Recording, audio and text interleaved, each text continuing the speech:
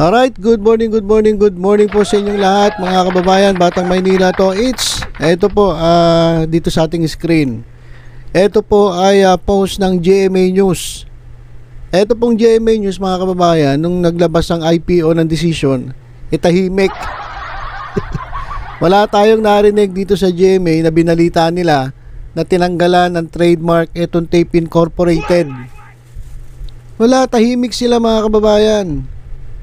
Tapos ngayon, ito, dahil nagsalita na itong abogado ng Tape, ito, binalita na nila. Ito, basahin natin itong kanilang pinost dito sa Facebook. Sabi nila, patuloy na gagamitin ng Television and Production Exponents Incorporated o Tape ang Itbulaga sa kanilang noontime show habang wala pang pinal na desisyon ang Intellectual Property Office o IPO tungkol sa kung sino ang tunay na may-ari nito. Mamaya na tayo mag-react mga kababayan. Kasi dito pa lang sa sinabi, gusto ko na mag-react pero mamaya na lang, mamaya tayo mag-react. At dito sa bandang baba mga kababayan, nakasulat, Tape Incorporated, umaasang di gagamitin ng TVJ ang Itbulaga. Sarap na mag-react pero mamaya na lang. Dahil daw o habang di pa pinalang desisyon sa copyright case. Alright, so itong post ng GMA mga kababayan, kung titingnan ninyo, ito po ay may 1,100 reactions.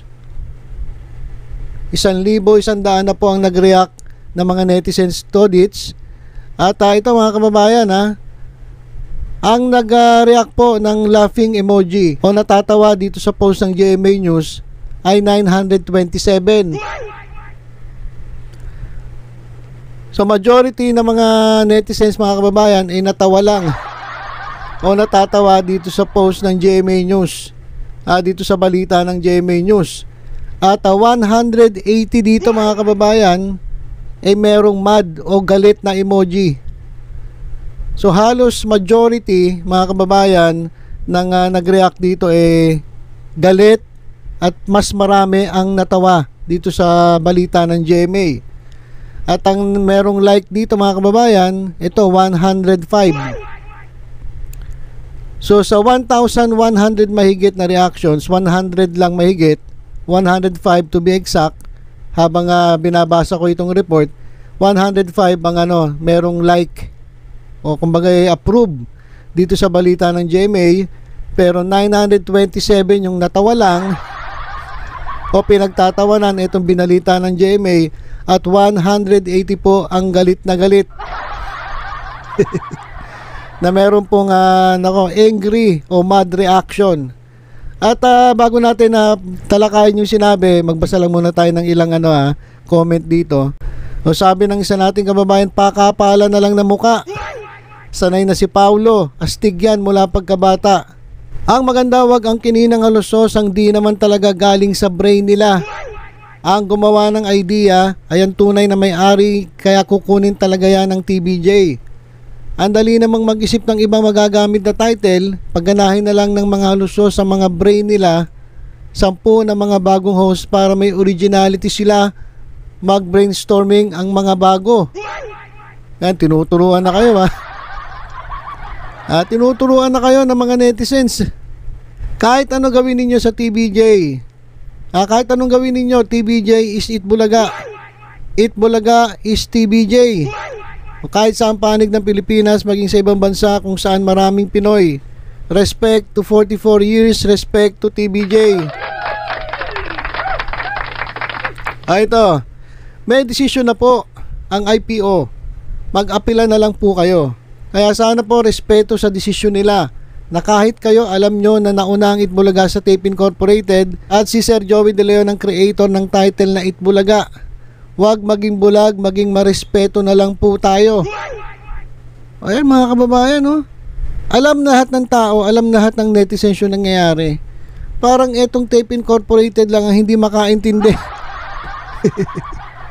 Hindi makaintindi o talagang ayaw nila intindihin, diba? O hashtag respect. Actually, if you hear the word Itbulaga, si Tito Vic and Joey ang unang may isip mo. Parang pag showtime si Vice ganda agad.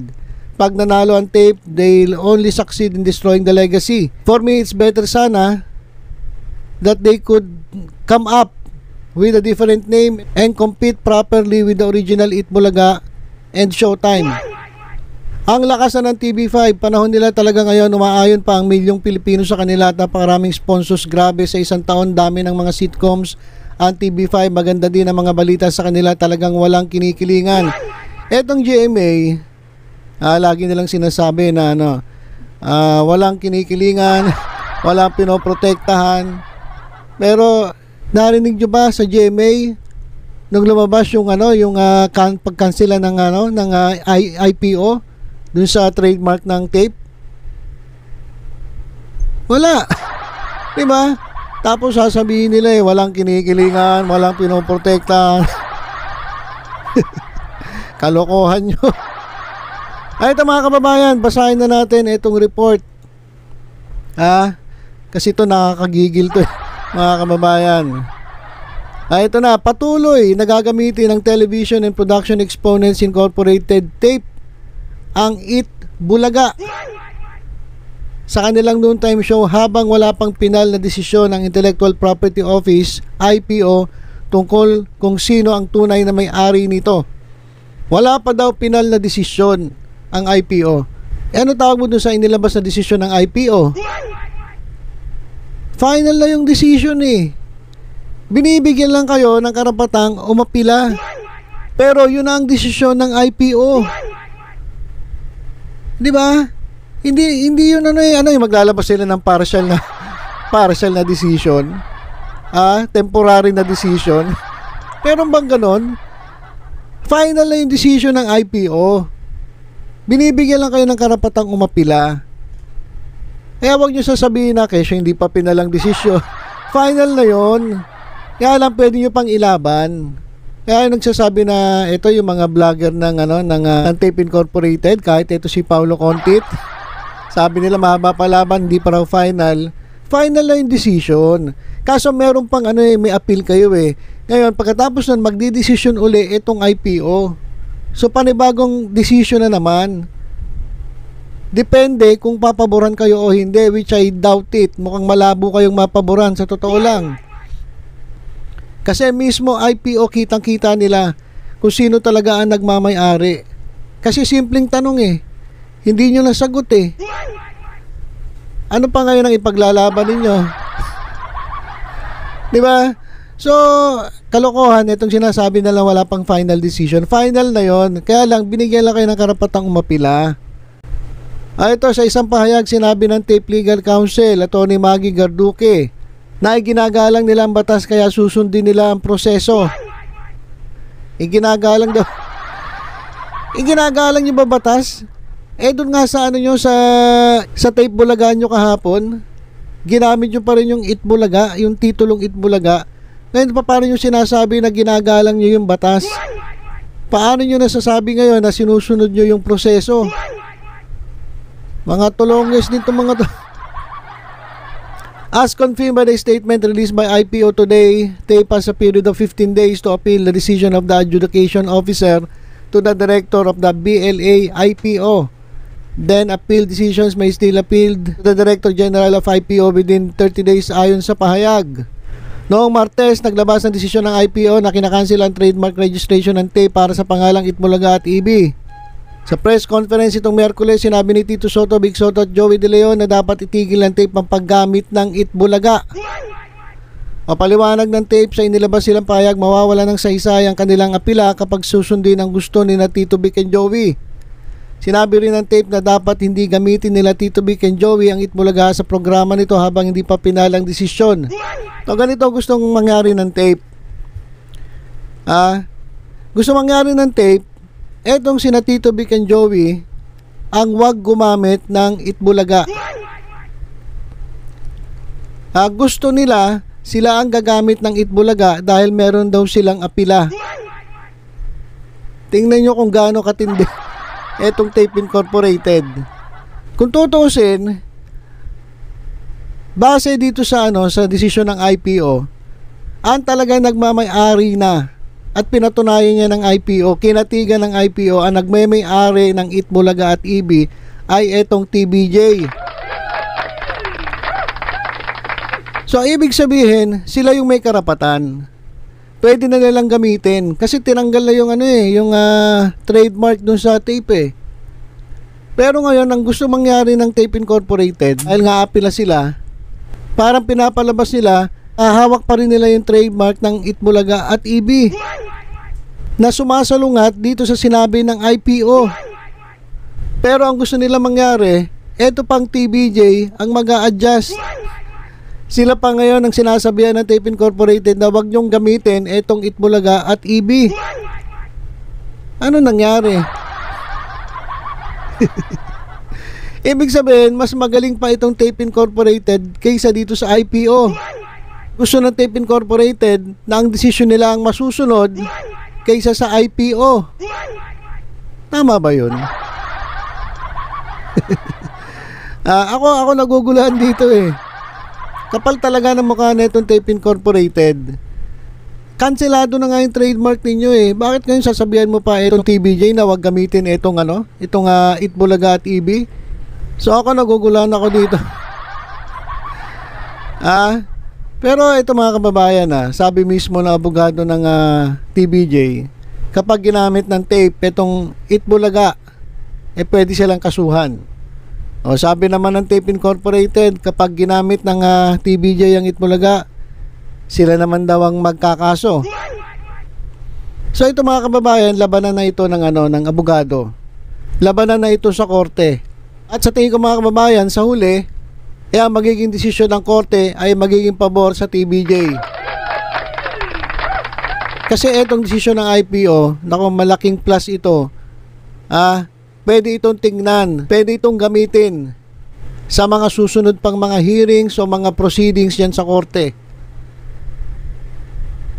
Pwede itong gamitin at sabihin ng mga abogado ng TBJ, ito nga kinatigan na nga ng IPO napatunayan na nga na sila may-ari So itong apila ng Tape Incorporated mababaliwala yan mga kababayan. Kasi simpleng tanong, hindi nila masagot Ano ba yung tinanong ng IPO? Paano nagsimula itong Itbulaga? Paano nabuo itong Itbulaga? Yan sinagot siya ng TBJ, sinagot siya ni Joey De Leon nung tinanong yung witness ng tape. Hindi nila nasagot. Paano nga nila masasagot? Hindi naman sila talaga ang may-ari na Itbulaga. Di ba? So itong balitang ito mga kababayan, nakakabwisit na lang. Pinipilit lang talaga ng Tape Incorporated na pahabain yung proseso. Alam nyo kasi mga kababayan, hindi nila basta-basta pwedeng bitawan Ginagawa nila lahat ng legal na actions. Bakit? Kasi kung basta-basta na lang nila tatanggapin etong desisyon ng IPO at bitawan etong Itbulaga, malaki problema nila. Unang-una, hindi sila makakabayad sa GMA. Ang dami nilang utang.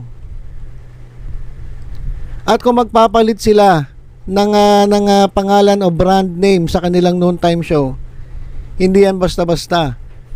Buwan, baka taon pa ang abutin bago sila makakuha ng mga advertisers, mga sponsors. Kaya ngayon talagang kapit sila. Kahit alam na nila natalo sila, kapit lang sila. Dahil kung bibitaw sila ngayon, walang mangyayari. Mahihirapan sila.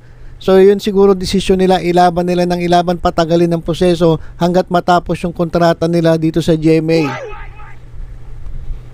Di ba? Ganun lang naman kasimple yun Hindi titigil itong Tape Incorporated. Kaya malamang mga kababayan, hindi na ma-extend itong kontrata ng Tape Incorporated dito sa GMA. Hindi na yun may extend. Talagang pinapatagal na lang nila yung proseso. Kasi kung magpapalit nga sila ngayon, hindi rin kakayanin. Malulugi lang sila. Mas lalo silang mababaon sa utang. Kaya ganyan ang diskarte ng Tape Incorporated. Sa totoo lang mga kababayan, alam nila Alam nila na wala na alam nila talo sila Pero yun lang, wala na silang choice. Ilaban na lang ng ilaban yan, patagalin yung proseso. para yung mga advertisers nila hindi mag-alisan sa kanila. Kasi gamit-gamit pa rin nila yung Itbulaga. Ayun na lang naman ng kinakapitan nila eh. Oh. Kasi yung mga host wala naman eh. Ha? Tingnan nyo nga yung mga host dyan sa kanila. Kapag tiningnan nyo ba yan, Itbulaga ba yan? Hindi. Oh. TBJ, tingnan mo yung TBJ. Pag tingin mo sa TBJ, Itbulaga to. Kahit hindi mo sabihin na Itbulaga, pag nakita nila yung TBJ, Itbulaga yan. Bata pa ako, Itbulaga na yan. Oh, si Paulo Contit. Pag tiningnan mo, Itbulaga ba yan? Hindi. Si Betong, pag tiningnan mo, Itbulaga ba yan? Hindi. O si Buboy, si Charlie Solomon, pag tiningnan mo, Itbulaga ba yan? Hindi. O pag tiningnan mo sila, yan bubblegum yan. Bubblegum yan, hindi yan Itbulaga. Paulo Contes, bubblegum yan. Kaya doon pa lang sa mga host, wala na, olats na. Di ba? Mismo, bilang pagtatapos, mismo, etong halos host ang nagsabi, ang Itbulaga ay TBJ. At ang TBJ ay Itbulaga. So ayun lang mga kababayan, tutok-tutok lang sa Batang Maynila Toy sa mga susunod pang mga updates. Ingat po tayong lahat. God bless.